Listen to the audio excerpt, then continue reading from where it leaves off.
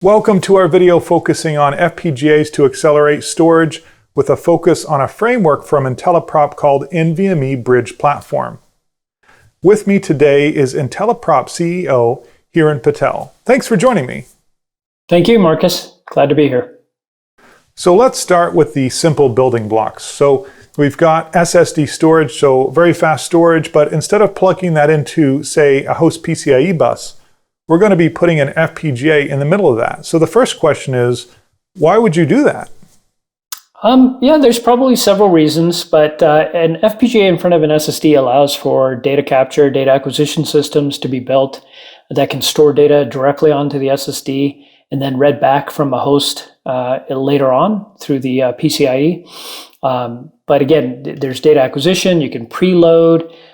You can also, using the bridge, you can attack this new market that's being explored nowadays. It's growing. It's computational storage. So where you have the ability to offload certain accelerator features directly into the FPGA, that FPGA can then retrieve the data from the SSD, process it, push it back to a host. So that's probably the two biggest reasons right now. For data acquisition or data capture, what's unique about using an FPGA? Because there's other data capture methods out there. So what's unique about using an FPGA and then using this bridge framework? Yeah, great question. Again, so in an FPGA, consider an FPGA like a blank canvas, right? So with an FPGA, we have a lot of interconnects. We have a lot of connection points where you can start to put other kinds of data acquisition, temperature sensors, et cetera. And you can start to take that data and throw it onto the SSD. That's one of the main criteria. The other criteria is you've got powerful processing built into the FPGA.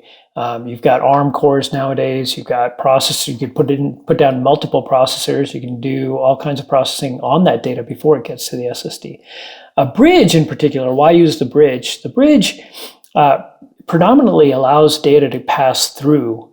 So it can allow writes to pass through, it can allow reads to pass through, but it can also intercept certain commands. It can intercept data as it needs to. So a host could issue a command directly to the FPGA and let the FPGA then either go retrieve more data from the SSD, do what it needs to, like searches or some kind of acceleration function, and then push that data back. So there's a lot of uses for the FPGA. The other thing I'd like to say is that with an FPGA, because it is so customizable, you can actually take a single FPGA and build it into multiple products. So you can take an FPGA in front of an SSD as a blank product, and then you can attack different algorithms or different accelerations. So one algorithm could be compression, the other one could be decompression, could be encryption. You could also do things like searches as well. So these are all acceleration functions that are targeted to the specific need you have, and not just one size fits all.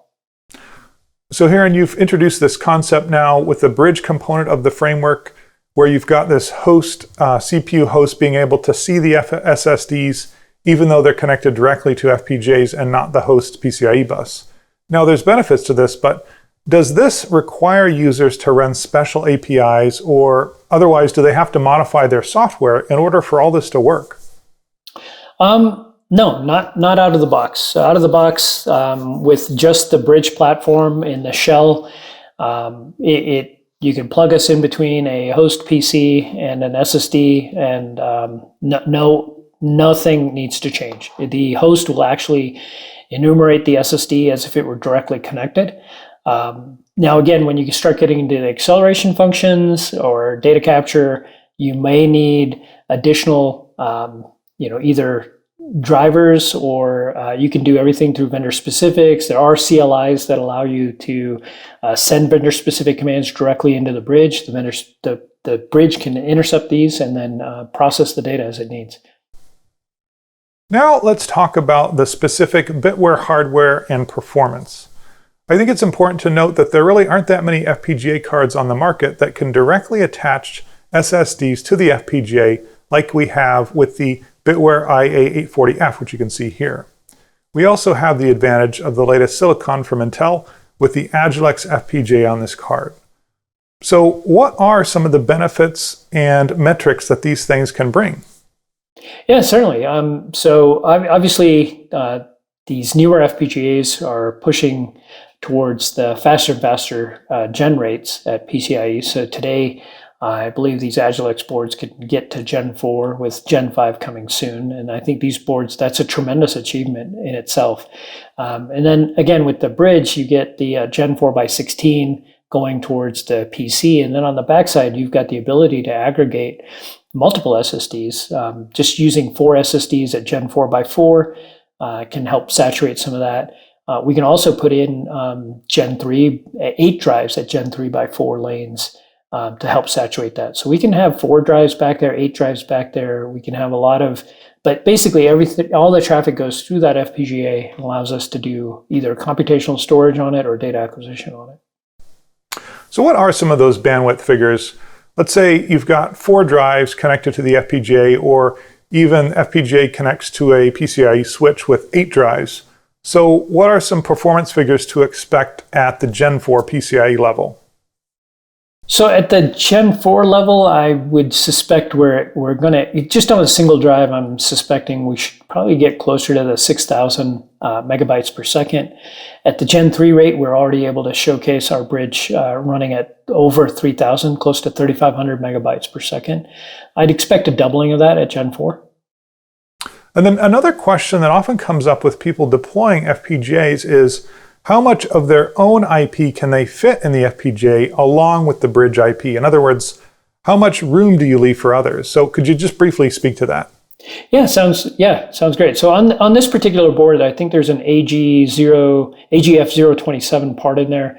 That part has, I'd say, probably about 900,000 ALEs, ALMs, and we use about 100,000 for our bridge. That's for a single drive connection. If you have multiple drive connections, you'd be adding about 4,000 ALMs per drive to expand that. So yeah, not too bad. Still only about 10%. So customers still have a good amount of logic available to add their acceleration function. So here, and you mentioned you could connect one drive or multiple drives directly to the card. Now, if you wanted to connect more drives than the card can physically connect, like say 8 drives, how exactly is that done? Yeah, so I think with even a single card, you might be able to get multiple drives connected, and then you can also expand this into a backplane that might have a PCIe switch that can then get you to additional drives. So 8 drives could be connected into a PCIe switch. The PCIe switch is then connected into the BittWare card.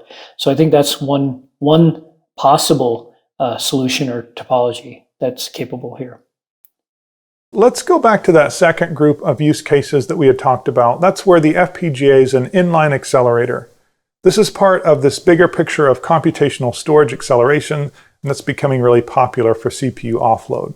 Can you talk me through some of those use cases for the inline accelerator for computational storage? Yeah, certainly. So we've got a lot of customers that do today that do data at rest encryption. So our FPGA sits in front of an SSD or multiple SSDs, and the customer's using the sandbox area, as we call it, or the customer acceleration area as data at rest encryption. But customers can also do search engines, search offloads, compressions. eBPF is another growing area as well. So those are some of those things that customers can do. But if we take compression or decompression as an example, one of the things that you can do with our bridge is you can actually have the server or the host send compressed data through the bridge unaltered onto the SSD. But when that data is retrieved, you could have a decompression hardware engine built into the FPGA. That decompression engine can then decompress the data before it's sent on back to the server or host. And I think that's one use case that we see as well. So other use cases, like I said, are eBPF, and I know Intelliprop is working on some reference designs on that. And so if there's, and that's another use case that we see growing as well. eBPF, virtual machines. One use case that you touched on earlier, but I wanted to hear more about, is having the host issue a search command, but then offloading the search itself to the FPGA and the direct attached SSDs. So how does this work? How do you offload search? Because it's a bit more complicated than offloading compression. That's a great question. So one of the things we showcased at Supercompute 21 back in November in St. Louis is we showed our inline bridge actually offloading search engines. So we had the CPU preload the SSD with a bunch of data. We had the CPU then, or the server, send a vendor-specific command into the middle of the bridge, where our RTL code sort of saw the vendor-specific command, got a range of LBAs or address space to go and do a certain pattern search. We also received the pattern from the server. Once we received the pattern and the range of LBAs to go search, we went off, read the entire drive section that we were supposed to read, looked for that particular 32-bit pattern, found all the instances of it, which LBAs that it occurred on. We packaged that up and sent a completion back to the server host. Normally, without our accelerator, the server would have read all that data into its system memory, done the search, and then thrown the data away.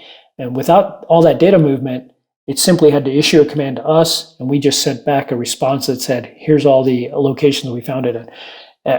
The FPGA was honestly able to do that much, much faster. And we had graphs showing this as well. Yes, so now we're looking at some of that demo.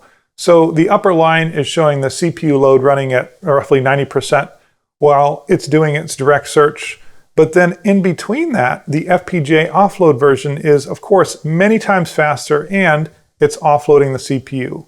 And which FPGA are we using here? Yeah, so that demo and the video is done on a Intel Stratix 10 DX. So how can someone recognize when they need to use this particular framework IP with the bridge? How does someone recognize when they need that bridge component in particular? Yeah, that's a great question. Again, it's a pass-through bridge. What we've done is we've eliminated all the NVMe complexity. We've created an AXI stream interface that customers can put their logic into. So, customers are good at doing the acceleration function. They're experts at that. They might not be experts at the NVMe. And that's where the framework really shines, is we present the data and the commands and all of that as control and data information via AXI stream right into the middle, and let the customers then decide what they want to do with that logic. And then on the other side, we've got a control and data plane as well, AXI stream again, that continues to move that data onto the SSD. It works in both directions. So in ease of use, it's really where we shine. Is customers, their expertise is on the acceleration function. They can then put that into the sandbox, and away we go. It's a lot shorter time to market. And with BittWare's help on the BittWare board, we actually shorten that time even further, because now they've got silicon that they can actually plug the sandbox bridge into, the NVMe bridge platform, and then now they've got a platform that they can continue to build their acceleration function on. Okay, so building on that, and so this is my last question for viewers out there thinking about building this NVMe bridge IP themselves versus using Intelliprop. How long did it actually take Intelliprop to make this, and how easy is it now that you have it to build applications out using it? Yeah, sounds good. Yeah, so this again is a framework. We've kind of I'd just say that we've kind of extrapolated out or kind of hidden the fact that you have to interact with NVMe. You don't have to know anything about NVMe technically. You just need to know what addresses and control information you're getting. The bridge itself probably took us Intelliprop about 1.5 years to develop and get right and get the performance down that we wanted. Ultimately, we're saving time for our customers. And just as an example, going back to the Supercompute 21 demo we did that in about a month. And without the bridge, it would have taken us a lot longer. Just having the bridge, knowing the control information, the data information we were getting, took us a month to you really just do the acceleration search function and the ability to send the data back. So again, it's a framework. It's all pre-built. It's flushed out. You just have to focus in on your acceleration. All right, excellent. Thank you for speaking with me today, hearing about all this. I appreciate it. Thank you. So that's the NVMe Bridge Platform, a framework from Intelliprop that's available on BittWare FPGA cards. Specifically, we look today at the IA840F with direct attached SSDs. To learn more, visit the BittWare website, and thank you for watching.